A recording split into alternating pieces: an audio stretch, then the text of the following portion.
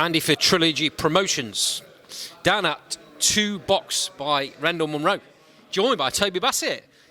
What are you doing down here? Don't know, before just try a different gym. Great to see, mate. First and foremost, let's talk about this this connection you've got. You've joined Rendell. Explain to me how that come about. Well, it come about from, I thought it was just time to move on with trainers, move on from Northampton. There's no bad blood between us and that lot. They've done a lot for me in the past. But we thought it was the right decision to train with Rendell, move there. I met Rendell through Jay at Shinfield because I seen him come down with his lads a couple of times. Me and my dad thought, he's quite good. He's got some good lads in that lot. And then my last fight, the one that I lost, he was there because Bruce was I think he was defending the title against defending his Midland area. And we saw like Sean how he performed and warming up and that lot, and we thought, if we're going to make a decision, the connection's there between Jay and Rendell, and we can try and sort something out, and we're here now. Interesting, isn't it? I've been down to Shinfields on a Sunday when Rendell's been down with his boys. You've been in there, load of sparring going off. You see all of the posters and stuff on the walls in Shinfields. Same here, with everything that Rendell's done. It's hard not to be impressed. Oh no, I'm very impressed. As you said, it's on the walls in his gym, at Jay, and it's inspirational. It makes you want to achieve what he's achieved. He's been in there and done it. He's seen it all. Okay, the way I do interviews, mate. It's always good to talk about what's happened before we talk about what's coming. So now you've had a bit of time to think about that fight down in Northampton. It was your first fight in your hometown. It was your first 6-rounder. What's your overall feeling about how that fight went? Weirdly enough, I needed that loss, and people, might not get that. They might think blah blah blah, but no, I needed that because that's where I was. That's where I needed that loss to find out where I am and who I am. And I thought, what, I took the loss on the chin, and now it's time to improve myself. Because if I went out there and knocked him out in round 1, things would have stayed the same, and I probably would have got a title shot then got knocked out or something. You know what I mean? So I think everything happens for a reason. I think I took the loss and took it on the chin. It was a great fight, but respect to him. But I got the rematch, and different results this time. Everything happens for a reason, right? Exactly that. I'm a big believer in that. Everything happens for a reason. Because as I said, if I didn't lose that fight, I probably wouldn't be here now. Yeah, you probably wouldn't have joined up with Rendell. You probably wouldn't be in the position you are. I mean, I've noticed a complete difference. I've not seen you since that fight. I've not seen any training or anything.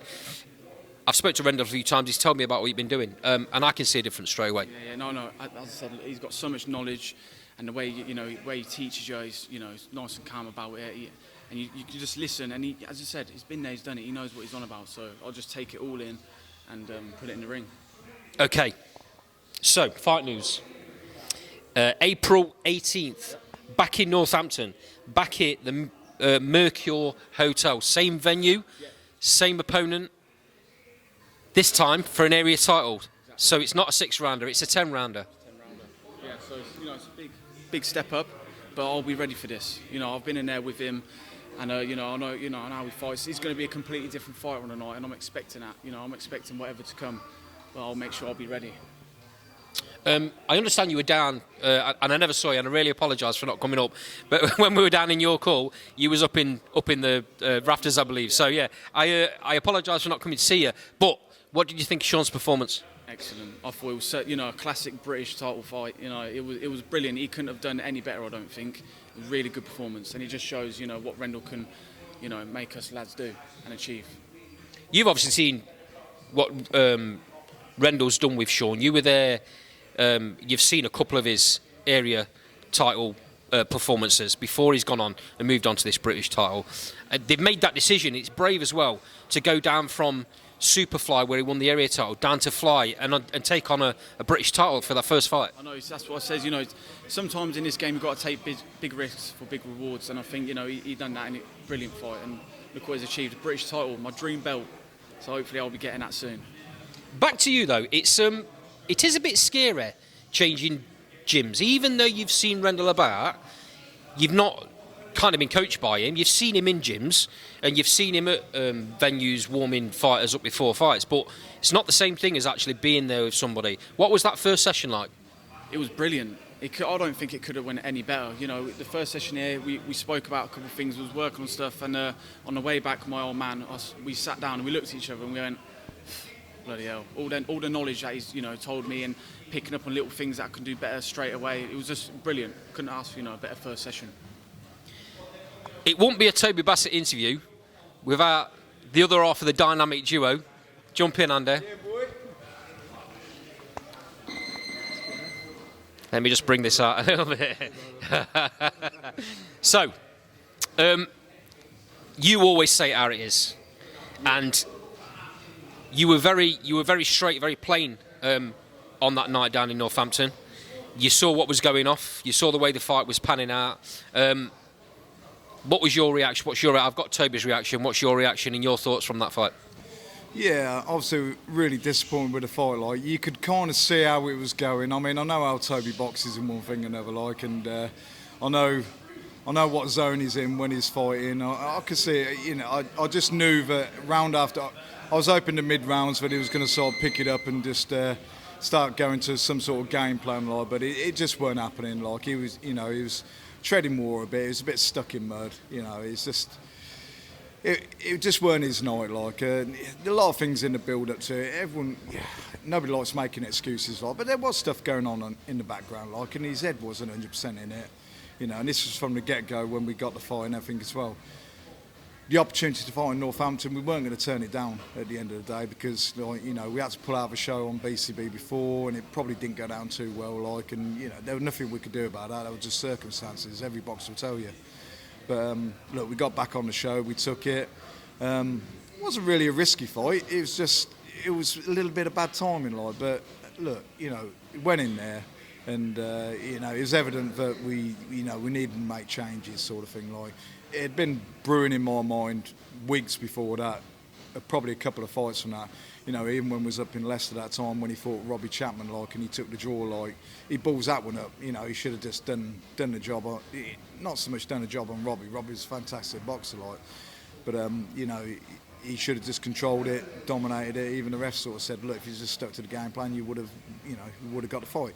So I could see a little bit. I don't want to say decline, but just a little bit of like, you know, we need to sharpen things up here, like. So yeah, I'm going to always be his toughest critic, you know, and you know, we have a little fallouts and one thing and another, like, but it's nothing, you know, it's never nothing personal. He's my boy, isn't he, like, so. He don't listen to me anyway, so it doesn't really matter. The thing is, if he's having a bad day, if he's not happy about something that's going on, the person that's going to get it in the neck is you. Yeah, of course, yeah. And vice versa, probably.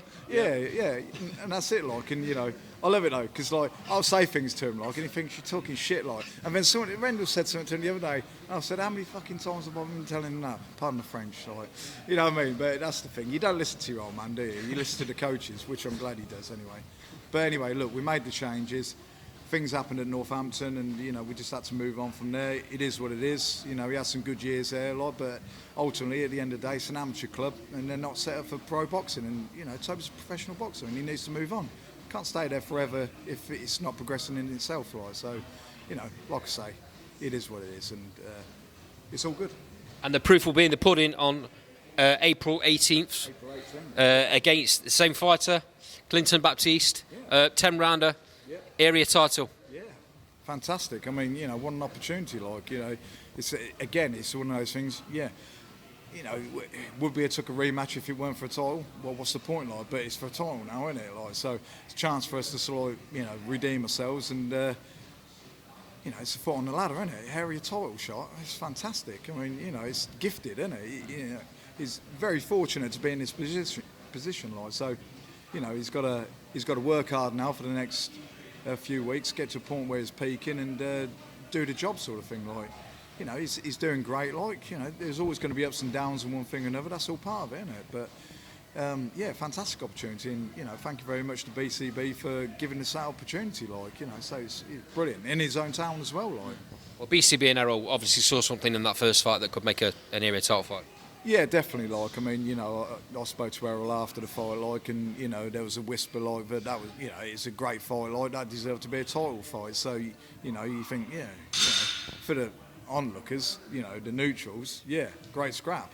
Me, I was sitting there thinking, dick. Like, you know what I mean? You could do a lot better, but there you go. Look, that fight brought on this fight, and you know, like Toby will always say to you, things happen for a reason. They do. Things do happen for a reason. So yeah, we are where we are. We're going to take the opportunity, and if he balls this up, like, he better not show his face around Northampton for at least a few years. Or the house. Too much gets made of an O in boxing. Yeah. Too many promoters protect fighters coming through. You can't do that because they don't learn. Toby's just said he's learnt so much from that loss.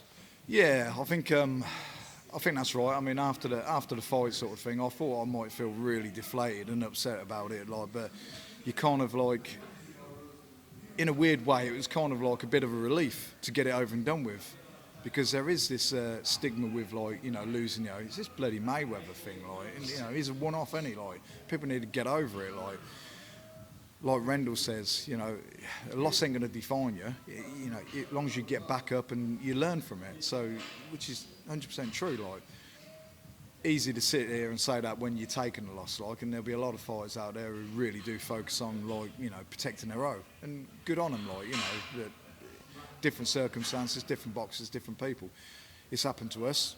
We pick ourselves up, and we, you know, well, I say we, you know, Toby goes again, like, but. It didn't have the impact what I thought it might have, sort of thing, like, because at the end of the day, it's just shit happens. You dust yourself off and you go again. Do you know what I mean? I mean, the main thing is for me is that, you know, we didn't have to have that conversation like, are you going to carry on or anything? I knew that he would, and it was pretty much evident straight after, sort of thing, like, no, just get back on it, sort of thing, like. And one of Rendell's famous quotes is, "It's only a loss if you don't fight again. If you fight again, it's a learn." Yeah, exactly that. Yeah, and that's brilliant. I love that. I'll nick that. Claim it copyright. Yeah. No, but he's absolutely right what he says about that. It's if you walk away, it's a loss, isn't it? Yeah, it's as simple as that. And you know, this, you know, hopefully he won't have any more losers. But you know, it's boxing, isn't it?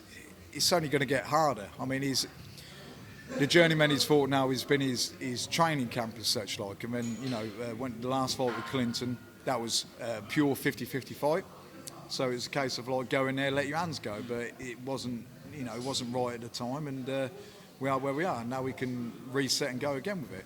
He's in fights now, and this is the main thing.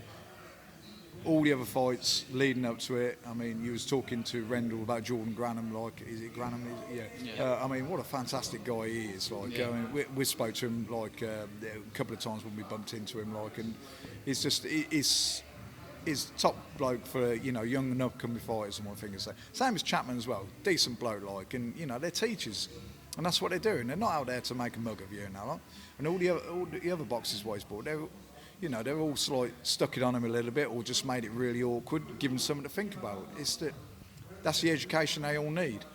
You know, he hasn't got a big promotion stuff behind him and one thing or another, so, you know, it's not a case of he's got to go in there and blast people out and look good and sell tickets or whatever, views and everything. So, but that's over with now. I mean, we can't really go back down from that sort of thing, like. So every fight he's going to be in now is going to be, you know, 50-50, isn't it, really? You know, he's like, you know, if he gets it, he's getting his shot at the title sort of thing, he wins that, and who knows where we go from there, like, getting arm ache, isn't he? Look, the old lactic acid is built into it. Look, yeah. No, you know, he knows what waffle on. It's like a 30-minute interview. Yeah, you should let me hold it. Last word to Toby. I've got to get the mic away from your dad, mate. The last word to Toby. I'm gonna slow down. Your dad's just touched on it. Yeah. You fought Jordan in your second fight. I believe it was my second fight, yeah. A little word, mate. He's coming up two days' time. He fights for the 200th time as a pro. Incredible, isn't it? Like, 200 fights. That's some, like, achievement. Like, as my dad said, you know, the amount of people he's fought, and, you know, the amount of people he's, like, taught as well. Because these journeymen, they are teachers. You know, we learn a lot from them. Because when I've fought him, you know, he stuck it on me a couple of times. He stuck out a hard jab in the first round. I thought, right, I better wake up now. Do you know what I mean? But nah, he's a great guy, and he's doing well for himself, and fair play to him. Former ABA champion, by the way. No mug. Jordan Granham is a capable fighter, and it's one of them things in boxing. If you're not in a position where you can sell tickets when you first turn over as a pro, sometimes you have to make a decision. You know, do I try and fight on knowing I'm probably not going to get any fights because I can't sell tickets, or do I go on the road? Jordan's chose to go on the road, and he's very professional every single time. Yeah, no, he is. As you said, you know, he's very professional each time. And yeah, you know, fair play to him. I think he'll go on to have loads more fights, and you know, he holds himself well, and you know, fair play to him. He's making nice business out of it as well, Yeah. anyway. So you know, he's got his own little setup as well. Like, shall I come back He's in? still- I'll he's come still back in. going on, like. No, I was just Still going on, innit? no, but he's doing all right, like, because I think he manages he's got boxers his own and everything as well, like. So he's got his own promotional outfit and everything, like. So yeah, he really is. He's good. He's got a long way to go to beat Peter Buckley, like. So we better get at him because he really was a trooper. He was. Anyway, I'm going. What's over All there? right. Go over there. Last word to you, mate. What happens fight night? I win and I get that belt. That's it. I'll go in there, listen to Rendell, get the job done, and I take home that belt. Toby, always a pleasure chatting, mate. And always a pleasure chatting. Cheers, Andy. See you later. Thanks, boys. See you soon. See you later.